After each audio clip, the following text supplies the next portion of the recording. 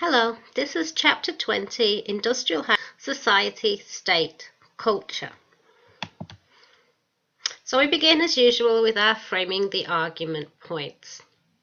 In this chapter we're going to think about the ways in which industrialization and the rise of mass society shaped hierarchies, including the formation of the corporate sphere, and what goes into making the corporate sphere, and the growing power of professionalized states, how states become in some ways less personally controlled by the elites and become more professionally controlled by a series of bodies that make up the state. Then we're going to talk about the impact of mass society on forms of cultural expression, resulting in the disappearance of the Great Cultural Divide. And lastly, we'll talk about the patterns of screen images and frame values that emerged from the industrialized world, and particularly the whole series of self-consciously expressions of ideologies, isms and ists, nationalism, nationalist, that have their origin in this industrial world. And because we only have one pattern and principle in this week's chapter, I'll take care of that now. And that is that industrialization separated formal state power from informal state power, social power. So if you think about the agrarian hierarchy, there was no differentiation between state power and social power. They were both embodied in the persons of the elite at the top of end of society. But if you think about our industrial era hierarchy, there is a distinct separation, and we'll talk about that a little bit more. I'll show you the pattern again. Okay, so this map shows you the largest cities by 1900s, and you can see there are significant cities in the United States of America, all over Europe, in India, and in China and Japan as well. So let's have a think about what our primary sources are going to be this week. And we open with Samuel Smiles's Self-Help from 1859, and this is the character with which the textbook opens. This is its chapter, the person that in some ways personifies this period. Now, Smiles is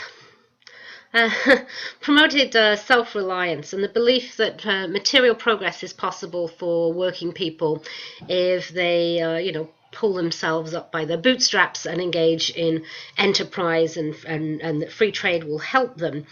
He didn't see an adversarial relationship between capitalists and workers in the same way that Karl Marx had. And in some way there's a lot that attracts people about the idea of Smiles.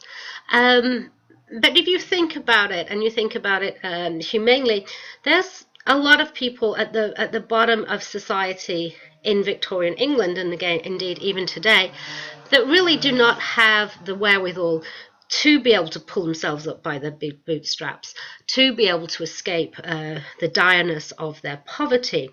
And, we tend to have this sort of rosy view of Victorian England at some point as this period of great self-help. But in a medical survey that was taken of prostitutes in London in the 1850s, it was found that the overwhelming majority of prostitutes were under the age of 16. And so this is the sort of dark side of Victorian England that Smiles just wouldn't want to think about. And, how much these, 10, 11, 12-year-old child prostitutes could, benefit from self-help is very questionable. Anyway, that's my own views on Smiles. Just to sort of have a little caveat when you're reading it. It sounds great, if people have the wherewithal to be able to help themselves, that would be ideal. And then we move on to think a little bit about women's rights. And we have the resolutions of the proceedings of the Women's Rights Convention of 1850. And this was a movement that really grew out of the abolitionist movement against slavery. And some of those same people were involved in ideas of women's rights. So this article particularly inspired people like Susan B. Anthony, amongst others, amongst other prominent early feminists. But not everybody agreed. And we're going to go on and read Sarah Stickney Ellis's 1843 piece, which argues that the proper sphere for women is purely domestic, while the public sphere should be for men. So the world of business and politics is a male zone, and the domestic and private sphere is a female zone. Remember, it's a woman writing this. But, this is the times, and we have to look at balanced views of the times. As I said, one of the things we're going to look at is the rise of isms. And by far the most important ism that you need to understand in this period is nationalism, because it's really at the root of a lot of problems that Europe experiences in the 20th century, and it has its rise in the 19th century. And you're going to read Heinrich von Treitschke's piece from 1879 to 1880 called Our Views. Now, a lot of people have the wrong idea about nationalism and maybe confuse it a little bit with just supporting your own country. It really is a little bit more vile than that. And you'll see, this vile tendency in this writing, which is definitively anti-Semitic. When you believe in the greatness of your own country, to the extent that you define the peoples of that country as better than others. Excuse me, apparently I have an update available. Go away. As inherently better than other people, to the extent you want to exclude even people within your own body, such as Jews in Germany in this period. What nationalism really is bigotry, and this leads to all kinds of problems of imperialism and world war in the late 1880s and into the early 20th century. Seemingly on a completely different tact, then we read William Wordsworth, this romantic poet from my area of the world in the Lake District in England, which is, where I am right now. And he's writing, She Was the Phantom of Delight. It's emotional, it's personal, and this is also, ironically, one of the things that the industrialized mass society produces, as well as national, this kind of rampant feeling of creating and constructing a view of the nation and the state as powerful. There's also this converse view of individuals expressed through romanticism. And then for the last of our primary sources today, we have a series of paintings from different isms, different types of painting. Romanticism represented by Delacroix, Post-Impressionism by Cézanne, Cubism by Picasso, etc. There's some other ones there. Okay.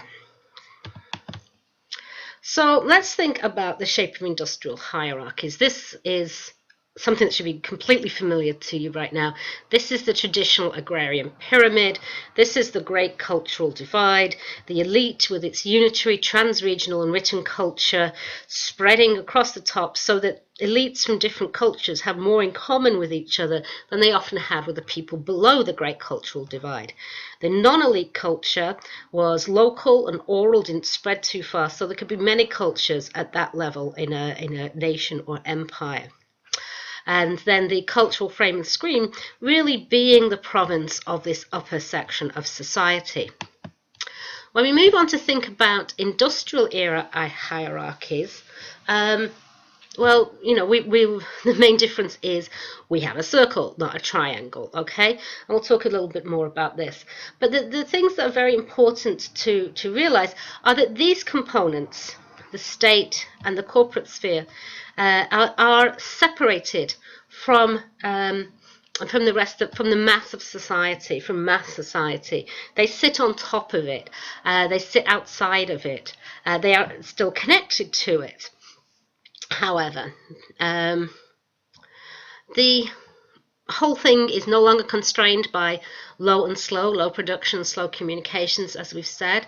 The state is a professional managerial organization. It is not part of society in the same way. And the corporate sphere, sorry, keeps doing that. And the corporate sphere, yeah, there we go. The corporate sphere is, again, outside of society and connected to both the state and the mass of society. What else? Oh, yes, the cultural screen is no longer the priority of just the elites. It encompasses the whole of the state. So, as we said in last week's lecture, there's a big difference, but more than suggested by a sphere, in the differences between the rich and the poor in industrial era hierarchies. Remember those figures that we looked at last week, that currently in today's America, 1% of the population owns 40% of the nation's wealth, while the poorest 80% of the population, a full 80% of the population, only own 7%. Okay, so this is not a sphere if we're going to draw it accurately. So why would we use a sphere? Well, the whole thing exists in some sort of way as a bubble of water. The bubble of water without any forces impacting on it, it would be spherical. It's risen above the subsistence line. The poor rarely, but it is possible, starve in industrial era hierarchies. It's a fluid sphere. It has a more fluid nature. There are still internal problems, gender distinctions. Men earn still more than women, even though laws have been in place since the 1970s that were supposed to close that gap. And there's other constraints within this that are not exactly shown by the sphere, such as racism and discrimination based on ethnicity, religion, sexuality, or class. They're all contained within this. So it's not a pure sphere. We should never really look at it like, oh, there's that amount of rich, this amount of middle class, this amount of working class, this amount of poor. Okay.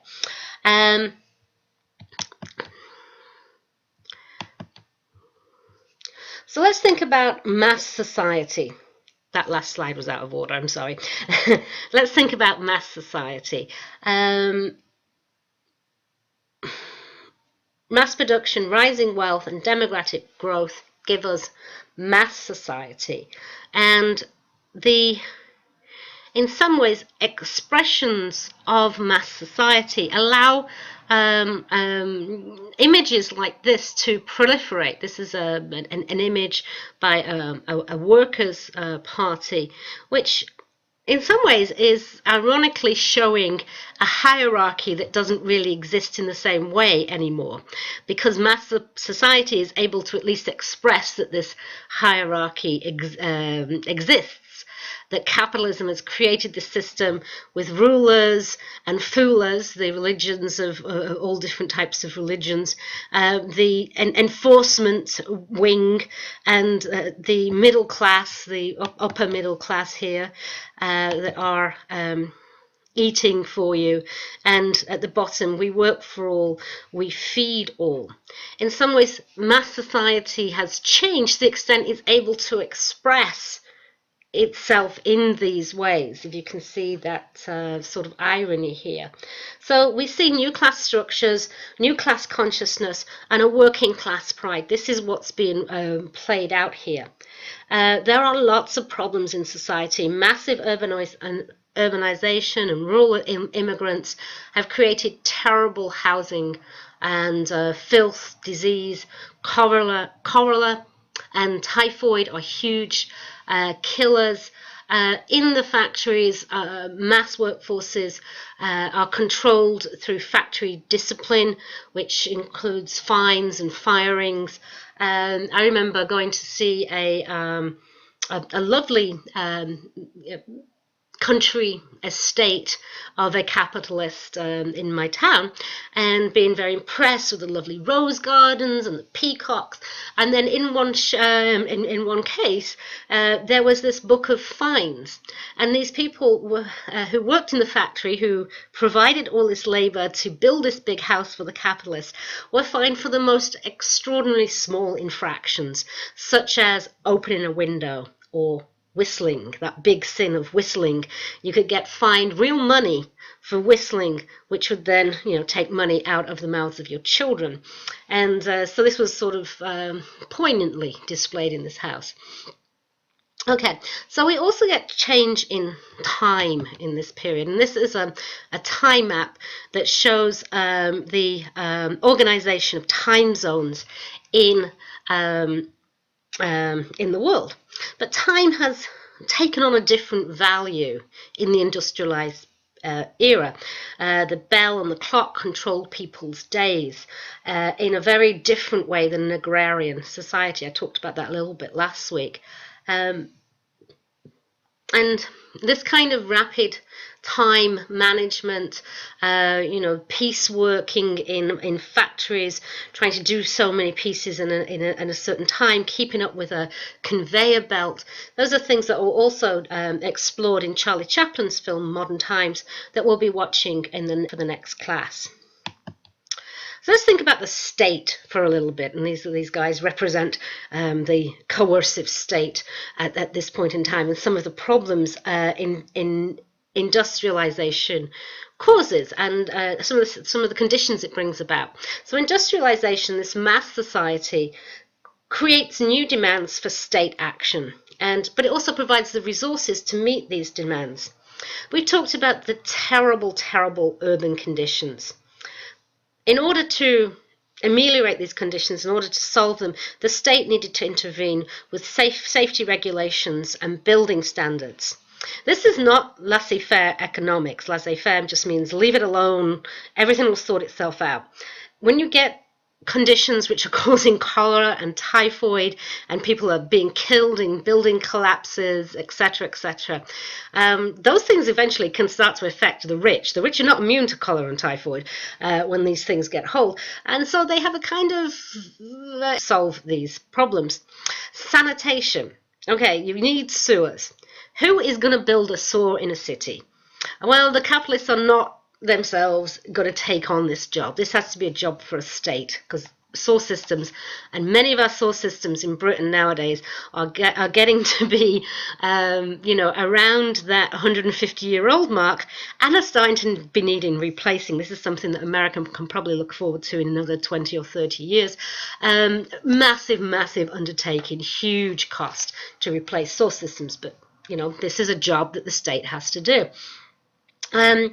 Last week we talked about some of the realities of industrialized state, periodic recessions, okay? That the laws of supply and demand and oversaturation of the market mean that there's going to be these periods when massive amounts of people are out of work. The state may take responsibility for those people, may provide mechanisms for poor relief, unemployment insurance, social security, etc. Law and order, these guys, municipal police forces, you get masses of people together, people commit crimes. Something has to be done about it. And